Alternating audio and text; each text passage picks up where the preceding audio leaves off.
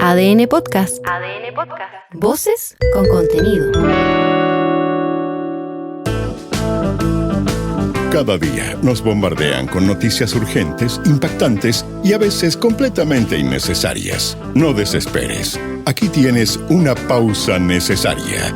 Leo Honores te cuenta lo importante, sin titulares catastróficos, sin estresarte. Relájate, ponte cómodo o cómoda y escucha lo que realmente vale la pena. O las risas. Hola, estamos de luto. El rock está de luto. Pero aún así, aquí estamos. No, estoy triste. Ozzy Osbourne, leyenda del heavy metal y el eterno príncipe de las tinieblas, murió a los 76 años. Para buena fortuna, eso sí, alcanzó a despedirse de toda su fanaticada en Inglaterra.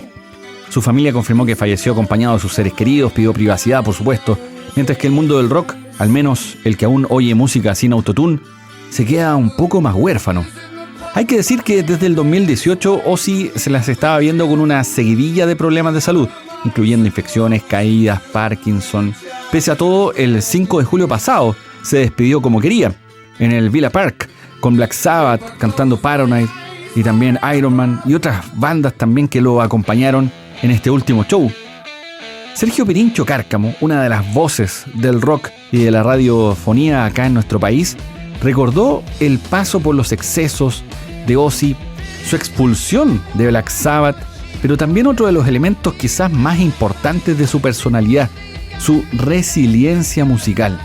Hay que decir que el funeral de Ozzy aún no tiene fecha, pero él mismo dijo en varias oportunidades que no quería lágrimas, sino que un gracias, en este caso cargado de guitarras. Me tocó presentar a Black Sabbath, primera época en radio. Desde esa época han pasado 55 años, cállate. Harto tiempo. Realmente bajó las tinieblas Ozzy Osbourne. Partió con Black Sabbath y después por su vida, con tantos excesos que tuvo de alcohol, de drogas y experimentos raros, y también con su físico y toda esa cuestión, ya en las tinieblas o en el infierno lo conocían, pero para Black Sabbath no se aburrieron. No lo podían decir, no tomes tanto, no te empepes tanto, y lo echaron de Black Sabbath. Con la partida de Ozzy, eso sí queda una pregunta inevitable. Comienza a tomarse en el silencio una voz que nos hace pensar, ¿estamos preparados, por ejemplo, para decir adiós a figuras como Paul McCartney o Mick Jagger? Y que el tiempo avanza. Incluso para quienes parecen inmunes a él. El rock, como todos nosotros, está envejeciendo. ¡Ay, que soy amargado, viejo! Vamos a otros temas. La Moneda ingresó su nueva reforma tributaria al Congreso, pero el foco no estuvo en los impuestos, sino que en las contribuciones. Se proponen beneficios para las MIPYMES y también para adultos mayores. Todo esto después del escándalo de Echeverry, el ex director del Servicio de Impuestos Internos, quien, acuérdate, no pagó contribuciones por una segunda vivienda por 9 años.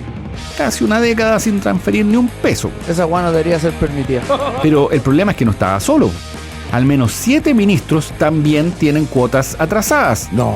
Aunque algunos solo deben lo de junio, dijeron. Pero ante la polémica, el ministro Marcel salió al pizarrón con un tono de profe jefe. Indignado, llamó a todos sus colegas de gabinete a ponerse al día, recordando que estos recursos se reparten entre los 345 municipios del país. Una cosa es cuando alguien se atrasa en una cuota de contribuciones, y otra cosa muy distinta es cuando el avalúo no está actualizado. En el primer caso es simplemente meterse a la página del Servicio de Impuesto Interno y pagar la cuota pendiente. En el otro caso hay que hacer las gestiones para que se actualice el avalúo y se cobre el impuesto que corresponde. Estos casos que entiendo que mencionaba el medio corresponden más bien a la primera situación, así que nos vamos a preocupar, por supuesto, de que todas las autoridades estén al día, y además también vamos a entregar ciertas orientaciones sobre cómo proceder cuando hay la otra situación. Además, la reforma postergará en un año el reavalúo fiscal de propiedades no agrícolas.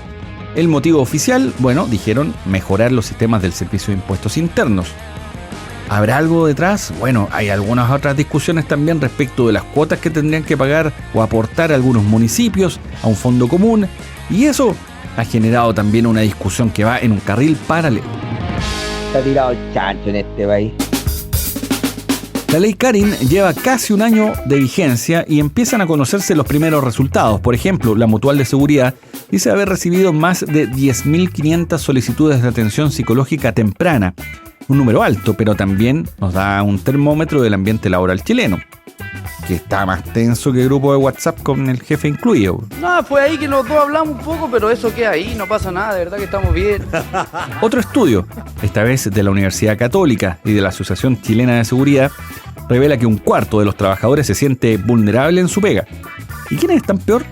Bueno, las micro y pequeñas empresas, donde los canales de denuncia o no existen o están más escondidos que bono en año par. Perdóname, pero a mí ese bono no me llegó. Solo el 45% dice tener protocolos de prevención.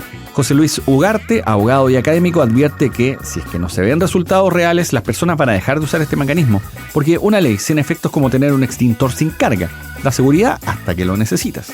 La inspección del trabajo ya está colapsada, como lo hemos hablado, o sea, ya no se cumple en plazo, y además si cambia administración en la dirección del trabajo, otro interés van a tener. Entonces, y en los tribunales, menos de un año no va a pasar antes de que haya una solución. Probablemente lo que vaya a ocurrir, o quizás lamentablemente lo que vaya a ocurrir, es que todas las expectativas que se crearon con la ley van a ajustarse hacia abajo. La gente vaya dándose cuenta que la ley no cumple con su objetivo y deje de denunciar o se denuncie menos. Ahora hay que decir que las grandes empresas van ganando en el ítem cumplimos con la norma, al menos en el papel. El 91% dice tener políticas contra el acoso y violencia laboral. Ahora, ojo, tenerlas no es lo mismo que aplicarlas, pero por lo menos tienen algo más que el clásico cartelito de denuncia aquí pegado con masking tape. Grato ambiente laboral. Grato ambiente laboral.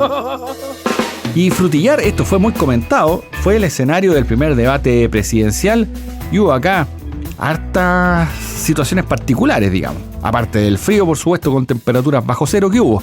Janet Jara y José Antonio Kast protagonizaron varios cruces allí, entre ellos. Bueno, hay que decir que a Kast también lo recibió un comité de bienvenida bien poco amable, que lo subió y lo bajó mientras llegaba al lugar del foro. ¿Cómo venían? Pero ¿qué es lo que pasó? Mejor escucha y hazte tú la idea. Bueno, Evelyn también fue ministra del Trabajo, pero parece que José Antonio no se acuerda. Es que le fue Quisiera preguntarte, sí, lo que pasa ¿qué es que ahí hiciste aumentó el empleo por la y aquí industria? aumentó el desempleo. Perdón, ¿me permite que se ha hecho efectivamente por el desarrollo de la industria, del sector privado y de la industria del salmón? Y tiene toda la tribuna para lucirse candidato. Ni un problema. Quiero decir que voté a favor inicialmente la ley Lafkenche, pensando que ustedes la iban a respetar y que las ONG no se iban a aprovechar de una ley que estaba pensada para comunidades indígenas que tenían pesca artesanal de historia, y abusaron. ¿Y quiénes abusaron? El sector de la izquierda. Esta canción no dice nada. En medio de esta discusión de idas y venidas, Evelyn Matei optó por una estrategia del silencio zen. Mientras los demás se lanzaban dardos con todo, ella respiró profundo y dijo que no se iba a prestar para estas peleas. Una especie de mamá sensata en medio de un cumpleaños con niños pasados de azúcar. Bien, la única que no ha ocupado sus dos réplicas es usted, Evelyn. ¿No las quiere ocupar? Para alguno de los candidatos. Me pasa que en realidad lo único que quiero es que Chile salga adelante y me dan lata. Las réplicas. Todo este tipo, ¿no es cierto?, de tirarse cosas encima. Bien. Y de... Una estrategia brillante o un intento fallido de protagonismo no sabemos, eso está por verse. Lo cierto es que si Matei quería pasar piola, lo logró, porque nadie o muy pocas personas recordaron su performance al día siguiente, salvo uno que otro. Pero lo que se llevó todas las portadas fue esta pelea, este agarrón de mechas entre Janet Jara y José Antonio Kast. Yo creo que hay un sector del público que disfruta el morbo de ustedes peleando. Y un par de cosas también antes de cerrar. Hubo un incendio debido a un problema eléctrico que afectó 3 pisos del Ministerio de Hacienda, entre ellos parte de la Dirección de Presupuestos. Hay que decir que no habría pérdida o daños en documentación importante. Un joven de 20 años fue apuñalado por guardias de un pub en el barrio Bellavista, aquí en la capital. La víctima fue agredida por 3 trabajadores del local, luego de que se negó a pagar por una cuenta que le habrían cobrado de más. Y esto también es terrible. Un padre fue asesinado mientras acompañaba a su hijo a vender una consola PlayStation. Esto ocurrió en Rancagua. Fueron interceptados por 3 sujetos encapuchados y armados. Qué terrible, man.